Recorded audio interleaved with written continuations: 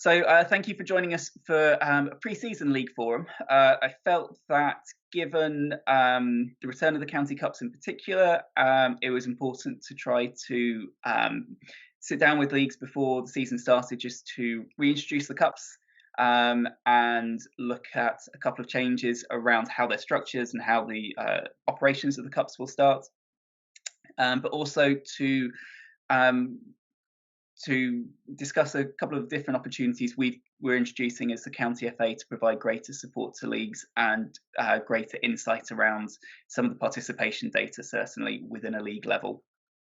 So the agenda for this evening, hopefully it won't take more than 40 minutes or so. We'll run through the County Cups, a couple of changes and new features that have been brought into full time. We will look at league support for the 21-22 season and some of the data and insight that John Coles has been working on. So I'm going to touch on the County Cups first, and I want to first of all just recap a couple of the changes that have been brought in this season, restructuring how the Cups have been set up. So a quick recap of where we are, and I know we've covered this in previous sessions and in updates that have gone out to the leagues. But Board of Directors charged myself and John Horsley with pulling together a working group at the beginning of the year to look at our cup structure and try to restructure it to make sure that it is financially viable for us as a county moving forward in the light of the impact of COVID. Similar to, I know a lot of leagues are going through as well in terms of what the number of competitions and different categories you can offer. So moving forward for this season, the Cup's been restructured into a one entry per gender or day or age group per club. So what that means is the gender day category is Saturday men's football, women's football or Sunday men's football, and then youth competitions, it's per age group. So each club's able to enter one team, but crucially, all players registered in that gender day category or in that age group will be eligible to play in cup games. In the adult cups, the entry is based on your first team level, and I'll come on to that in a second. And at the under 12s and under 13s, because we've got so many different leagues playing on different days of the week, we have a Saturday and Sunday pathway, but those will lead into one final. So they're considered one cup. You have Saturday pathway, Sunday pathway. The winner of the Saturday pathway will play the winner of the Sunday pathway for the overall County Cup winner. At the adult level then, in Saturday football, the Senior Cup has been extended downwards to include Step 6. Part of the restructure, it fell in nicely with the restructure the FA have taken over the National League system and the recategorisation of Step 7 as National League system feeder leagues. Kind of left Step 6 clubs in a little bit of limbo with the old Intermediate Cup. So we've now extended the Senior Cup downwards, very clear cut-off. Any club whose first team play in the National League system and above are entered into the Senior Cup, and they can request an exemption if they wish, but they're automatically entered into it. Any club whose highest Saturday team then plays outside the NLS, so in any of our grassroots clubs, will be eligible to enter the Charles Twelvetrees Trophy if they wish, and that's an optional entry. But I think we've been fortunate, we've kind of hit our targets that we set in terms of the number of teams participating. Reserves teams currently aren't able to enter the competition, so the reserve team of the Step side isn't eligible for entry into the trophy. But as we said, any of those reserve team players do have the opportunity to play for the first teams. Similar structure then in the Women's Cup, where tiers 1 to 6 of the women's pyramid are entered into the Cup, and tier 7, which is the County League, entered into the Women's Trophy. The equivalent then we set for the Sunday Cup was for clubs whose highest Sunday team are in the top division of the Sunday leagues go into the Cup, and all other clubs whose highest teams sit outside that top division would go into the trophy. Again, we've hit the targets pretty much across the board for all of those, which is great to see that the clubs really want to take part again and the Cups are able to come back in a really strong and healthy place. We have now also been able to confirm the entry in all of those different categories over the last week. We're hoping to get a list of all the teams out to yourselves over the next few days and by the end of this week. At a youth level then, we're running mixed and girls competitions at all age groups except under 17s. So the 12s, 13s, 14s, 15s, 16s and 18s. Similar principle as I said before, one entry per cup, but all players in that age band are eligible to play in those competitions.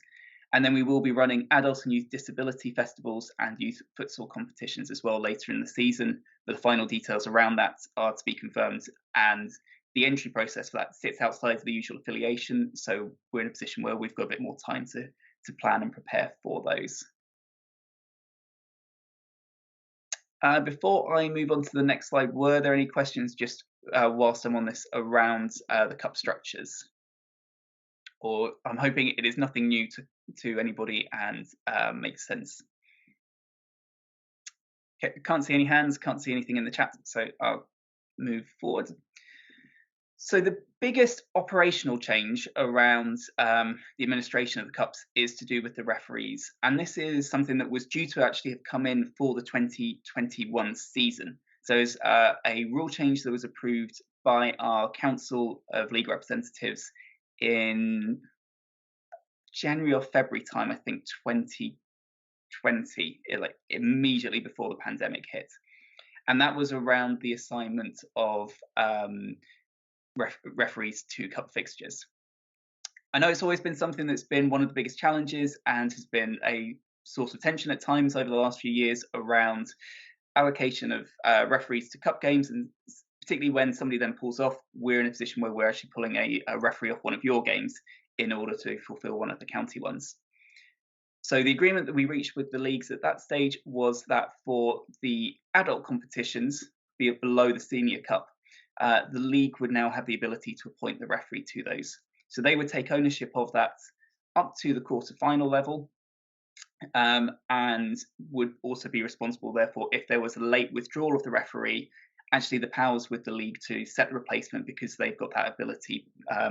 They've got the knowledge of which referees locally are available, what the impact will be on your own league fixtures, particularly later on in the season where you've got a mix of cup and league games every weekend. County then, we will continue to appoint for the Senior Cup and the Women's Cup, given the level of football. Continue to appoint for the youth competitions. That is because there's a range still around league appointed versus club appointed officials at that level. And we'll continue to appoint for the disability and futsal, and for all cups, including the 4 on the left there, from the quarter-final stage onwards. So the appointment will be made by the home team's parent league. Again, it seems to make the most sense because once we get into the point where teams are travelling, it makes sense that it's the home league that's appointed that based on their own local availability. Priority, and I hope this is understandable, has to be given to Berks and Bucks registered referees. It is our county competition. We do want to make sure that, in as much as it is the best of our teams representing, or the best of our teams playing in the cup, we want the best of our local officials represented in those fixtures as well. And because we can't give all of the leagues access to the cup competitions and the full-time access, we've set up an online form for you to notify us of the referee that's been appointed for that. That form should take a matter of minutes to complete. It's just to provide us with their details and the details of who's made that appointment, so obviously we can go back if there are any queries or concerns at a later date. Are there any questions around that appointment process? When will the appointments of referees be made aware to leagues? Peter, I take it you mean for the ones where the county are appointing them, as opposed to the league appointed ones? We will try to get those out a couple of weeks before the fixtures, as we always have done, to give you as much notice as possible. But as we said, particularly for the adult Saturday leagues and the Sunday leagues, actually we're giving you the ability to set those appointments yourselves, and to make sure that those it's not going to negatively impact your own competitions.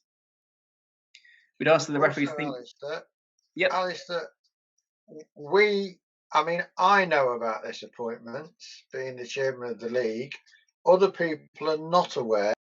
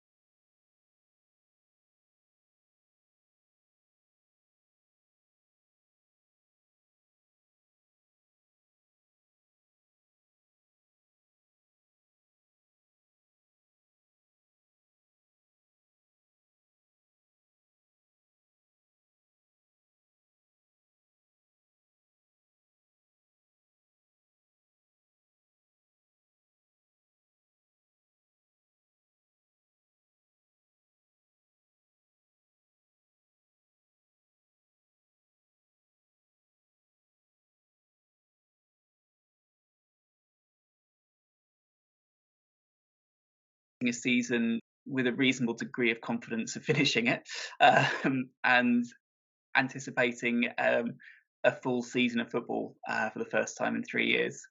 So thank you very much for joining us, and I hope you have a lovely rest of your evenings. Thank you.